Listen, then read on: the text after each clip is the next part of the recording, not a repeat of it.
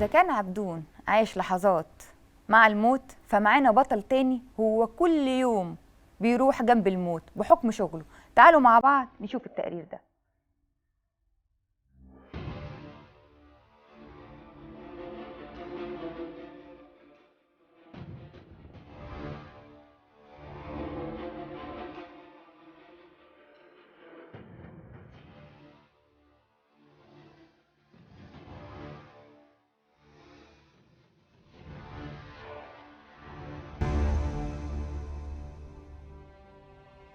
ازيك يا عم سعيد؟ اخبارك ايه؟ الله يخليك، الحمد لله. عم سعيد، بقالك قد ايه بتشتغل في المشرحه؟ انا بقالي 22 سنه. 22 سنه. بتشتغل في المشرحه ليه؟ يعني ليه؟ انا حبيت المكان. حبيت المكان؟ انا بحب المكان. يعني اكتر سعادتك الصحفيين كانوا مسميني صديق المشرحه. ليه يا عم سعيد؟ يعني انا كنت بحب المكان ده. ليه؟ احنا بنتعامل مع الاموات احسن من نتعامل مع الحيين. طيب ايه حكايتك بقى مع الجثث يا عم سعيد؟ انا سمعت ان الجثث بتكلمك وحاجات كتير. ما هو سعادتك احنا في مكان ربنا ما يكتبه على حد. احنا ممكن نبقى انا نايم سبحان الله، زي هاتف بيجي لي يا شيخ سعيد يا شيخ سعيد، افتح الباب ما الاقيش حد. هاتف ولا بتسمع صوت؟ لا، بسمع صوت. تسمع صوت؟ وبفتح الباب ما الاقيش حد. حد بينادي عليك؟ حد بيندى باسمي. كمان تملي الناس متعوده اللي تندى عليا في المكان، فاللي بيندى عليا فقمت كذا مره افتح الباب وما الاقيش حد. يعني انت عايز تقولي ان الجثث بتنده عليك؟ لا حضرتك، انا بقول لك سعادتك المكان طبعا صعب. فيعني حتى معاشرتنا مع الميتين، معلش احنا ممكن، معلش انا في الغسل بنشوف سعادتك البني ادم اللي هو عمله كويس واللي عمله حاجه جميله. يعني ايه بتشوف عمله كويس او مش كويس؟ يعني سعادتك احنا في الغسل بنشوف اللي هو متبسم بالضحك والحاجه الجميله، البشره الجميله عليه. وبتشوف بشره تانية؟ في بس ما بنقولش بيها، يعني قول الله يرحمه ويسامحه. طب ايه الجثه الغريبه اللي انت انا حضرتك جات لي حاله كان على الله من الجماعه اللي هم نايمين في الشارع. فالانسان دون يعني ده كان مواصل مع ربنا. فدون جيت دخلته الغسل من الجماعه اللي ما لهمش حد. فجيت دخلته الغسل، كان بيدفن صدقه عندنا. فجيت دخلت الغسل غسلت، سبحان الله لقيت المغسل بتاعي كله ريحته مسك رباني من عند ربنا. وسعادتك المغسل انا حاسس المغسل كله نور. وانا بغسل الماء ده انا حاسس البشره بتاعته بتجيب نور. طب في جثث بتتحرك؟ لا ما بتتحركش حضرتك. احنا هو سعادتك معلش مع شغل الميتين والكلام ده كله، فحضرتك احنا بنقول نجنب الميت فهو بيجي معانا. بس انت قلت لي في جثث قبل كده، يعني سمعت قبل كده ان في جثث بتكلمك. لا هو سعادتك مش جثث، هو سعادتك احنا كنا بقول سعادتك كنا نايم بيندهوا عليا. بيندهوا عليك بس باسمي. وحضرتك في مره كان في شتاء وكنت داخل في المكان اللي انا بطلع منه الميتين، ف في مكان اللي انا بحط فيه الاعدام بتاعه الميتين، الهدوم بتاعه الميتين. فحضرتك اول نوبه جسمي اشعر. فحتى ما اكلم واحد من رجالتي قال لي معقول الشيخ سعيد جسمه اشعر؟ قلت له مش عارف، انا مستقلي حد عيد لي فوق الشوله.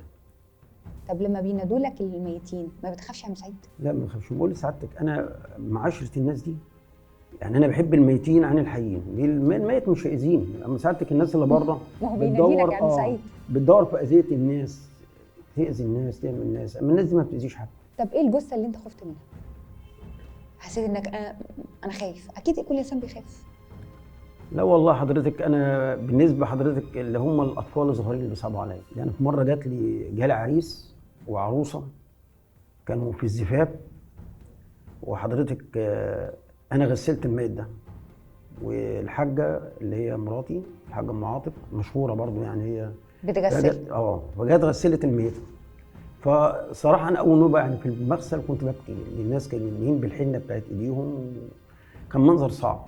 كان حادثه سياره، كان هو فوق كوبري اكتوبر والاثنين العروسه والعريس. وجم بيقول بقى جت هي بالفستان وهو جاب البدله. فكان منظر صعب اللي انا اتاثرت فيه تاثير وبقيت ابكي.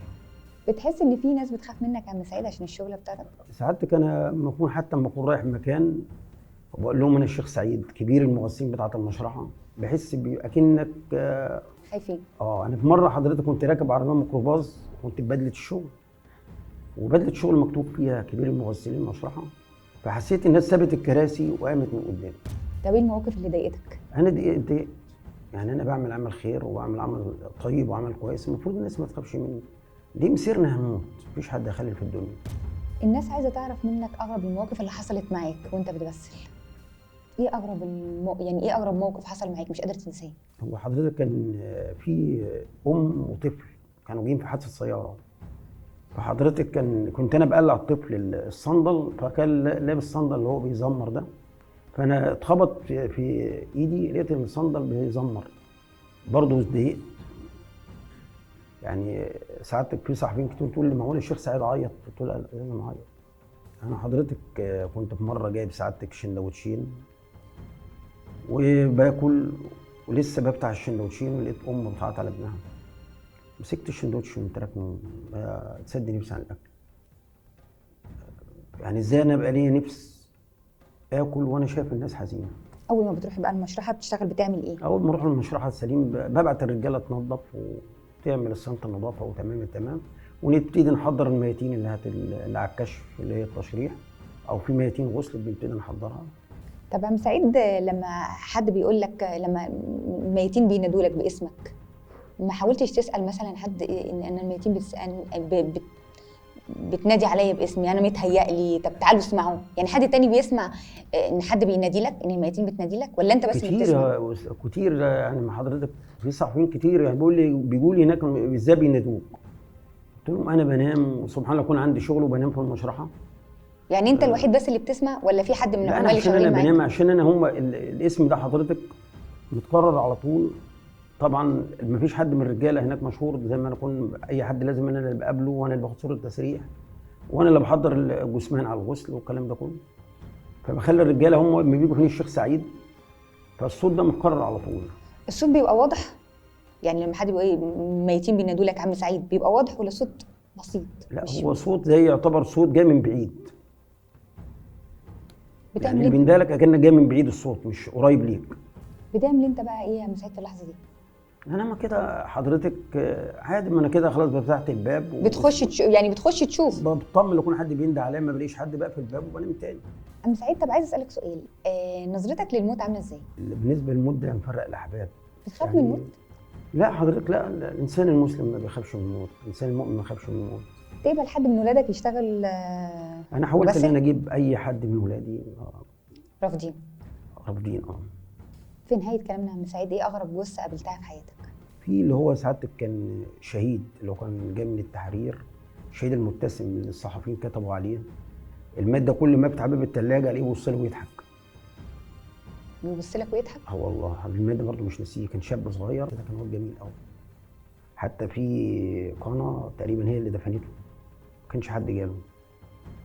اللي هو كل ما افتح الباب الثلاجه الاقيه متبسم بالضحك. طيب ما فيش جثه خفت منها وقلت لا انا مش قادر؟ لا والله حضرتك انا بالنسبه للميتين ما اخافش ابدا من الميت.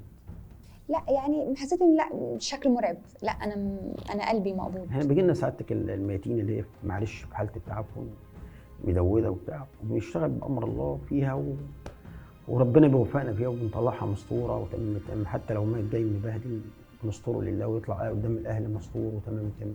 يبقى انا فخور اول لما الناس تفضل تدعي لي وتقول لي الله يسهل لك، ربنا يسترك زي ما بتستر الناس دي.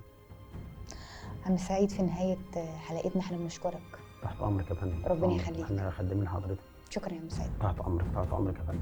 متشكرين.